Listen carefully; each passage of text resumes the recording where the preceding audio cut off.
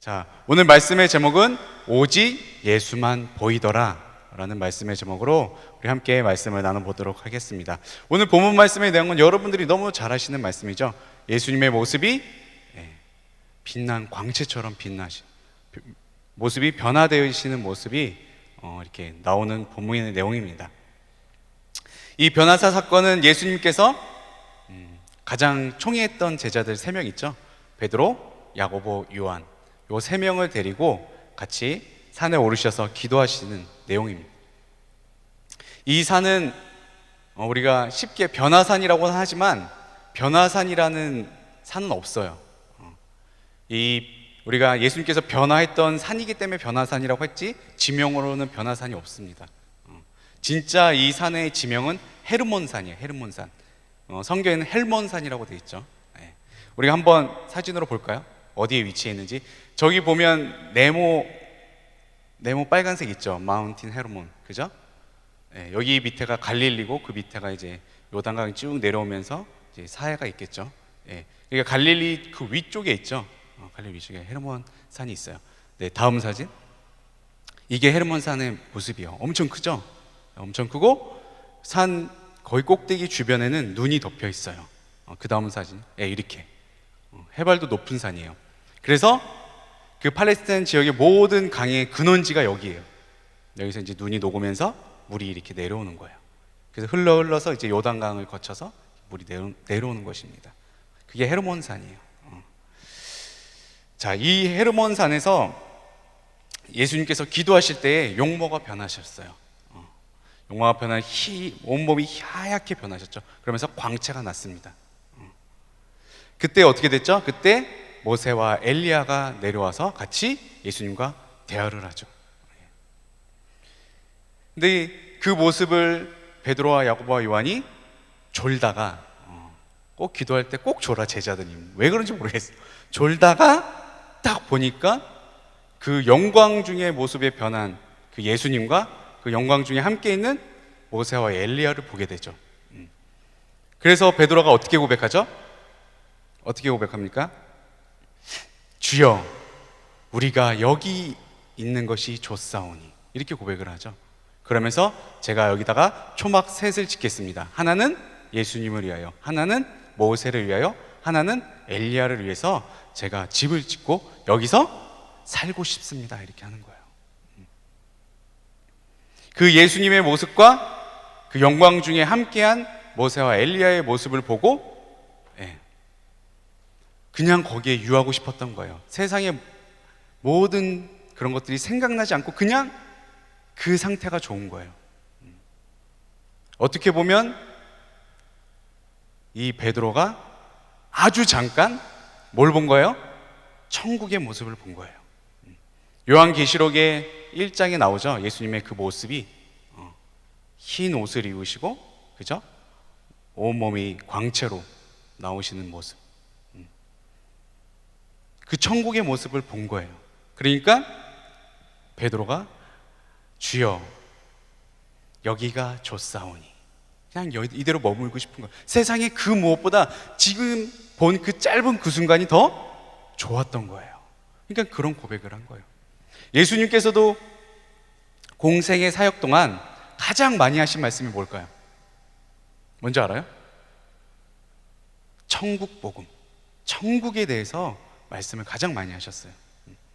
직접적으로도 말씀하셨고 비유를 들어서도 말씀을 하셨죠. 직접적으로 말씀을 하신 것은 예수님께서 침례를 받으시고 그 다음에 어떻게 되셨죠? 하늘문이 열려서 비둘기 같은 성령님이 내려오셨죠. 그래서 성령 침례를 받으셨어요. 그 다음에 그 성령에 이끌려서 마귀에게 이제 시험을 받으시고 그 시험을 이기시고 나오셨죠. 그 다음에 첫 번째로 공생의 첫 사역의 첫 말씀 선포가 바로 천국 복음이었어요. 마태복음 4장 17절 우리 한번 같이 읽어볼까요? 시작. 이때부터 예수께서 비로소 전파하여 이르시되 회개하라, 천국이 가까이 왔느니라 하시더라. 자신의 첫 사역의 첫 말씀이 뭐였어요? 회개하라, 천국이 가까이 왔느니라. 그 말씀을 하셨습니다. 그리고 비유를 들어서도 많이 말씀하셨죠. 마태복음 13장, 마가복음 4장, 누가복음 네. 누가복음 8장에 기록되어져 있습니다. 여러분들 잘 아시는 씨 뿌리는 자의 비유 있죠? 좋은 땅, 길가 돌박 가시떨기 좋은 땅. 네. 그런 다 천국에 대한 가라지 비유, 그리고 겨자씨 비유, 그리고 여러분들 잘 아시는 천국은 마치 밭에 감추인 보아, 보아 비유, 그죠? 왜 제 찬양 이상했나요? 왜 비웃죠? 왜 비웃어요? 네. 네, 어찌됐건 그렇게 천국에 대해서 비유를 들으시면서까지 계속 천국에 대해서 말씀하셨어요. 왜 예수님께서 공생의 기간 동안 끊임없이 천국에 대해서 말씀하셨을까요? 왜 수없이 계속 천국에서 말씀하실까요? 그 이유가 뭘까요? 네? 이유가 뭐예요? 한 번 했었는데, 나를 따르라, 이끌림에 대해서 했을 때 한 번 했었는데,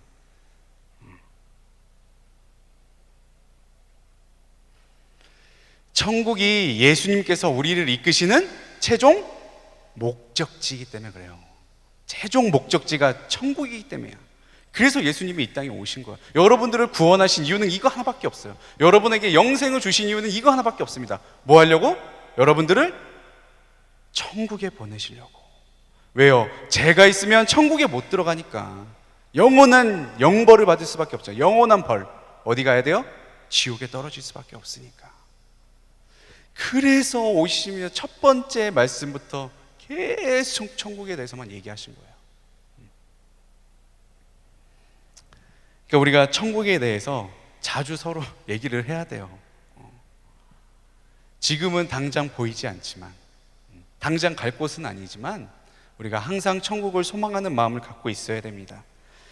그런 마음을 갖고 계시길 예수님으로 축원드립니다. 네, 아멘. 예수님께서 이렇게 자신을 통해서 천국에 갈 수 있다고 계속 말씀하셨어요. 근데 그랬던 예수님이 이 변화산 사건이 있기 바로 전에 자신이 고난받아 죽으실 것을 말씀하셨습니다. 자신을 통해서 천국에 간다고 수없이 말씀하시다 갑자기 뜬금없이 내가 이제 곧 죽어. 고난받고 난 죽을 거야. 그렇게 말씀을 하시는 거예요. 그럼 제자들이 멘붕이 왔을까요? 안 왔을까요? 멘붕이 오는 거예요.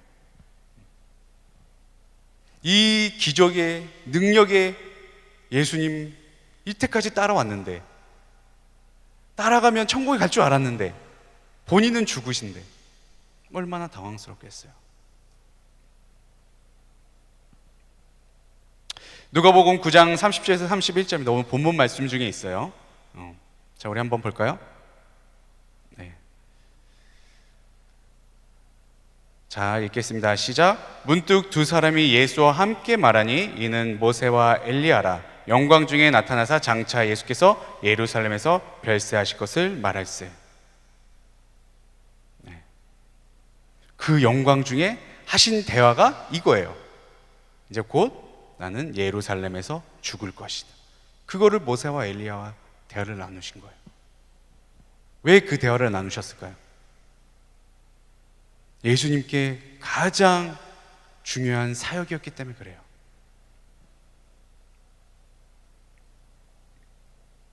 누가복음 9장 22절에서 23절 말씀 우리 한번 보겠습니다. 시작. 이르시되 인자가 많은 고난을 받고 장로들과 대제사장들과 서기관들에게 버림받아 죽임을 당하고 제3일에 살아나야 하리라 하시고. 이게 바로 변화산 사건 전에 예수님께서 자기가 죽고 그 다음에 어떻게 하신다고요? 다시 살아날 거야. 부활까지 얘기하셨어요.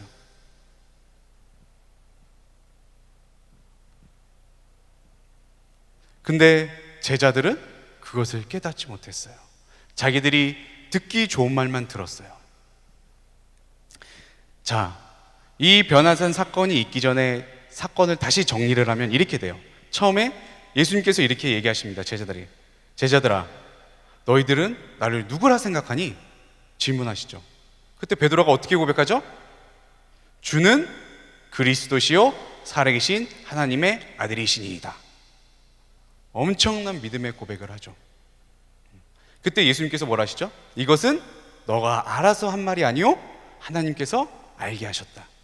근데 그 말씀이 맞는 게 그 뒤의 사건을 통해서 계속 나타납니다. 그렇게 고백하고 나서 예수님께서 좀 전에 우리가 읽었던 말씀을 말씀하시는 거예요. 이제 곧 내가 대제사장과 서기관들에게 잡혀서 난 죽고 제3일 후에 나는 살아날 것이다. 그때 베드로가 뭐라 하죠? 아닙니다, 예수님. 절대 그 일이 예수님께 미치지 못할 것입니다. 그랬을 때 예수님 뭐라고 대답해요? 사단아, 내 뒤로 물러가라. 본인이 지금 고백했잖아요. 주는 그리스도시요 살아계신 하나님의 아들이시니다. 그리고 예수님이 화답하셨잖아요. 죽지만 제3일 후에 난 다시 살아날 거야. 그랬을 때는 그러면 어떻게 해야 돼? 베드로가 아멘을 했어야지. 근데 자기 생각에는 뭐예요? 그냥 죽을 것만 같은 거예요. 다시 살아나실 것을 믿지 않아. 본인 입으로 고백했는데 살아계신 하나님 아니라고 했는데 근데 믿지 못하겠는 거예요. 자기의 경험상 그런 사람을 본 적이 없으니까. 그런데 똑같은 실수를 변화산에서 똑같이 해요. 뭐 하다가? 실컷 주무시다가. 가장 중요한 대화의 내용을 듣질 못했어요.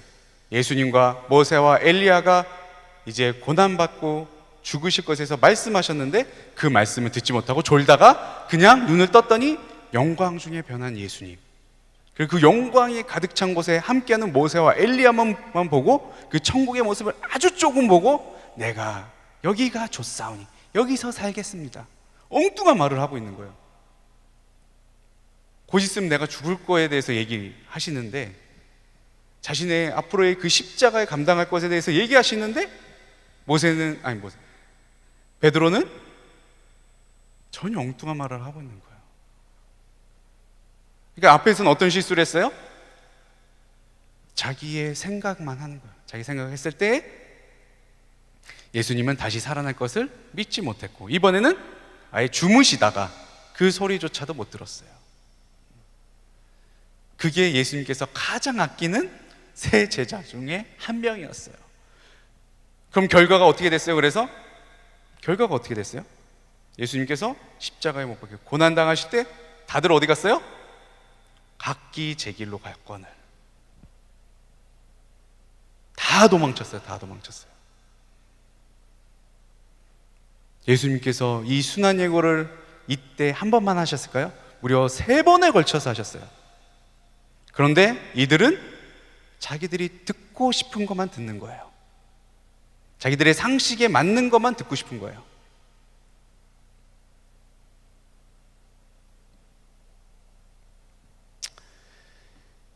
그렇게 하고 있는 모습을 보니까 하나님이 답답한 거예요.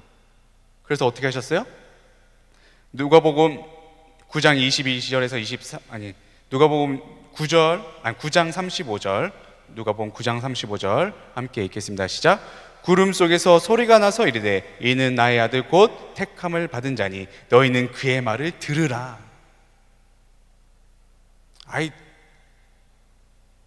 하나님께서 다시 한번 얘기해 주시는 거야. 얘들아, 너희들과 함께 있는 예수는 내가 택한 자요, 또 뭐예요? 사랑하는 나의 아들이야. 내가 기뻐하는 자야. 그렇게 말씀을 하세요.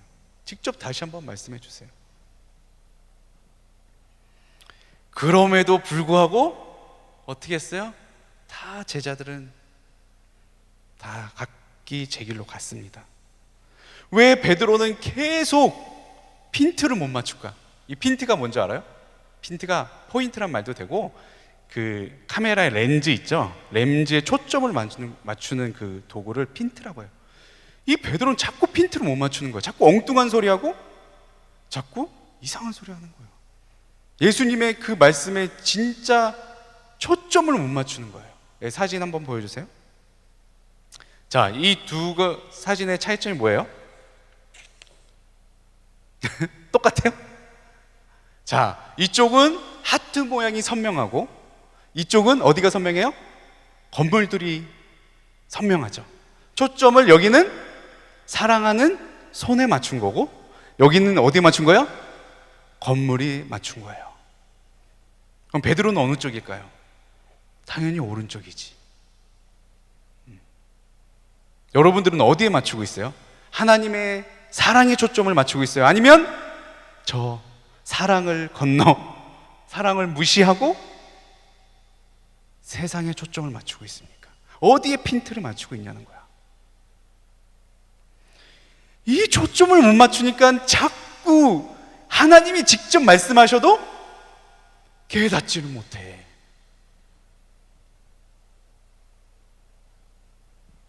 그럼 제자들은 언제 깨달았어요? 직접 부활하신 모습을 보고 나서야, 그때서야 믿는 거예요.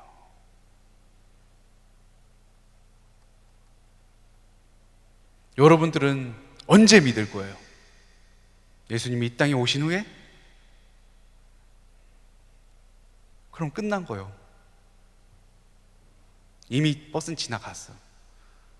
그래도 제자라고 예수님이 사랑하셔가지고 그들은 깨닫게 하셨지만 하긴 우린 더 사랑하실 수 있죠. 이런 모든 실수들을 성경을 통해서 배우고 있잖아요. 그럼에도 불구하고 우리 삶 속에서는 뭐예요? 핀트를 못 맞추는 거야. 초점을 못 맞추는 거예요. 우리는 예수님께 초점을 맞춰야 돼요. 오직 예수만 보이더라.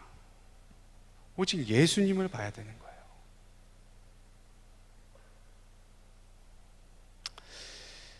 그렇다면 우리가 오직 예수님만 보는 신앙을 가지기 위해서는 어떻게 해야 되는 거죠? 베드로후서 3장 18절 말씀에 나와 있습니다. 우리 함께 읽어볼까요? 베드로후서 3장 18절이에요. 네. 읽겠습니다. 시작. 오직 우리 주 곧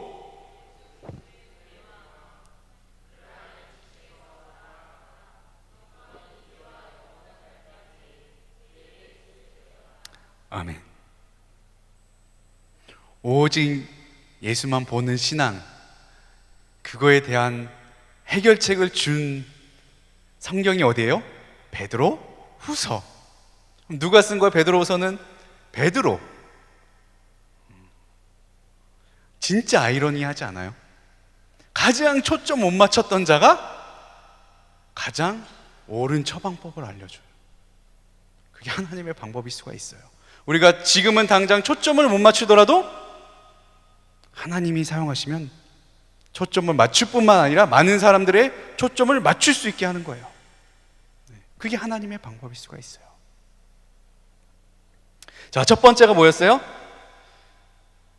구주 예수 그리스도의 은혜다.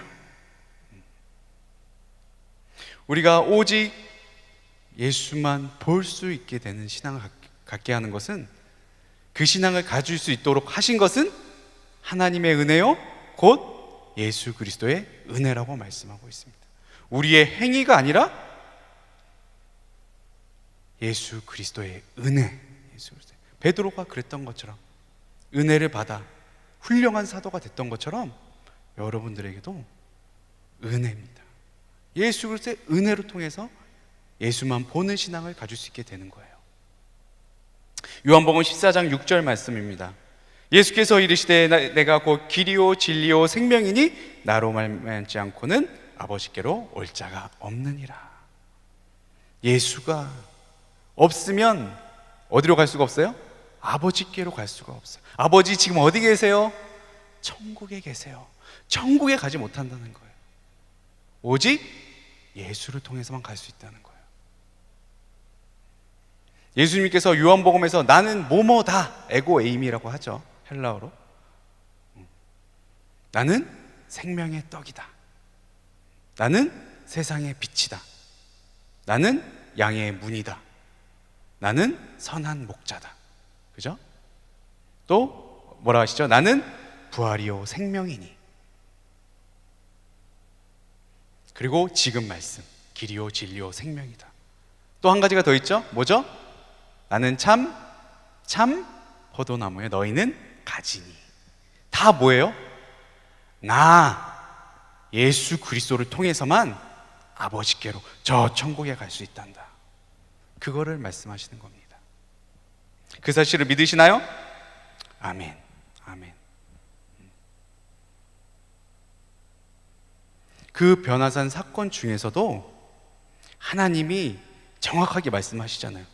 이는 내 사랑하는 아들이요 내가 나를 기쁘게 하는 자다. 내가 택한 자다.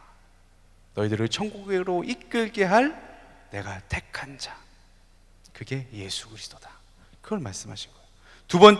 두 번째는 이렇게 나와 있죠. 그를 아는 지식에서 자라. 요한복음 17장 3절 이거는 같이 읽겠습니다. 시작. 영생은 곧 유일하신 참 하나님과 그가 보내신 자를 예수 그리스도를 아는 것이니이다. 네. 영생은 곧 유일하신 참 하나님과 그가 보내신 자 예수 그리스도를 아는 것이니이다. 네. 영생은 뭐라고요? 천국에 가는 것은 뭐라고? 참 하나님과 예수 그리스도를 아는 것. 근데 아까 전에 뭐라 그랬죠? 방법이 그를 아는 지식, 거기서 끝나는 것이 아니라 어떻게 된다고? 그 지식이 자라. 지식이 자라야 된대요. 자라서 열매를 맺어야 된다는 뜻이에요. 그냥 아는 것에서만 그치면 안 되는 거죠. 그 말씀이 나옵니다. 마태복음 7장 21절. 자, 함께 읽겠습니다. 시작. 나더러 주여 주여 하는 자마다 다 천국에 들어갈 것이 아니요 다만 하늘에 계신 내 아버지의 뜻대로 행하는 자라야 들어가리라. 우리의 지식이 자라는 건 뭐예요? 하나님의 뜻대로 행하는 자. 그게 지식이 자라가는 자들의 모습이에요. 우리가 그냥 이 말씀을 머릿속에만 알고 있는 것이 아니라 이 말씀을 어떻게 하는 자? 행하는 자. 행하는 자.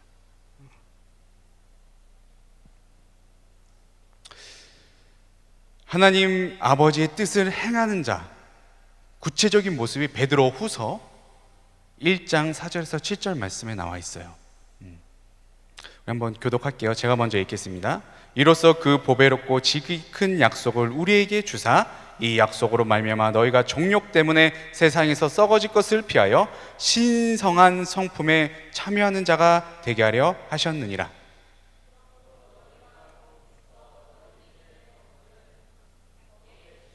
지식의 절제를 절제의 인내를 인내의 경건을 네, 이거예요. 아버지의 뜻대로 행하는 자의 모습입니다.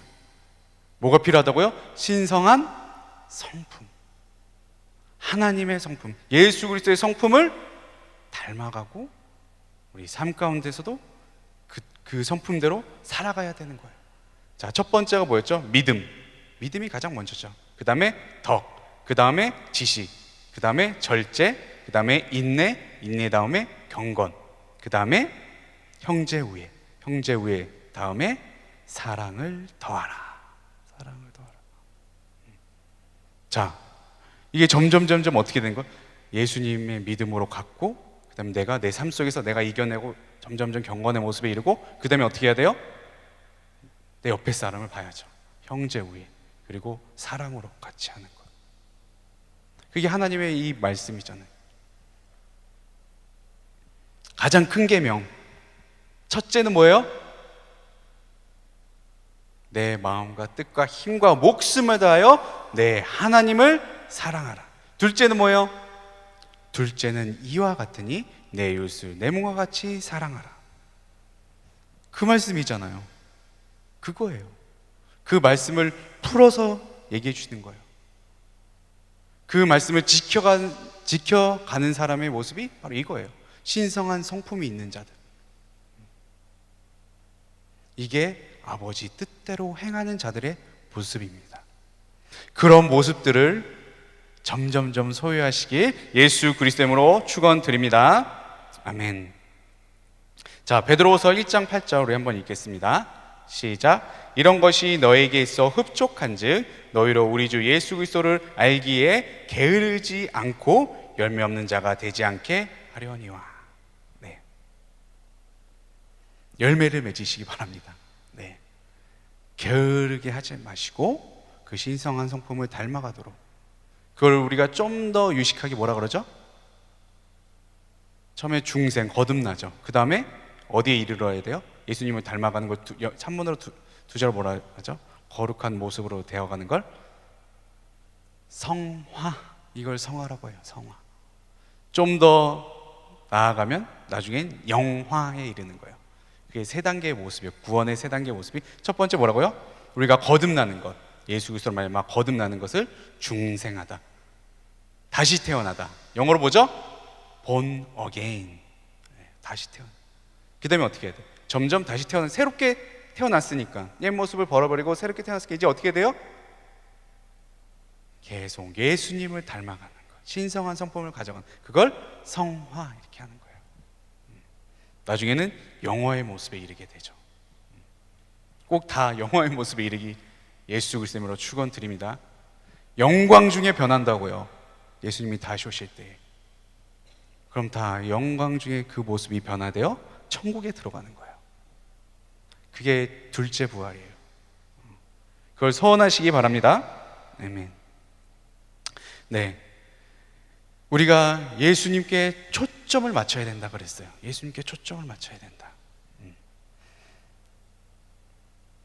예수님께 초점을 맞추려면 어떻게 된다 그랬어요? 첫 번째 뭐였어요? 네? 예수 그리스도의 은혜임을 우리가 깨달아야 된다는 거예요. 우리가 초점을 맞출 수 있게 된 것은, 예수님을 바라보는 신앙을 가질 수 있게 된 것은 예수 그리스도의 은혜다. 내가 잘나서가 아니다. 나를 부인하고, 너 자신을 부인하고 자기 십자가를 지라. 그게 순환 예고 바로 밑에 말씀이 그거예요. 베드로에게 사단아 내 뒤로 물러가라 하신 후에 하신 말씀이 이거예요. 내가 잘나서가 아니요, 내 자신을 부인하고 예수 그리스도를 따라가는 것, 그게 은혜임을 아는 것. 두 번째는 뭐였어요? 신성한 성품, 신성한 성품. 네. 그를 아는 지식이 거기서 멈추는 것이 아니라 자라 열매를 맺게 하는 것. 그 두 가지가 돼야지만 우리가 어떻게 되는 거야? 오직 예수님만 보는 신앙을 가질 수 있게 되는 것. 예수님께 초점을 맞출 수 있는 신앙을 가질 수 있게 되는 것입니다. 꼭 그렇게 초점을 맞추셔서 예수님이 우리와 함께 가셔서 최종 목적지, 우리를 이끄시고 가시는 최종 목적지 어디라 그랬죠? 천국, 천국. 그 천국에 다 들어가시는 우리 청년들 되시길 예수 그리스도의 이름으로 축원드립니다.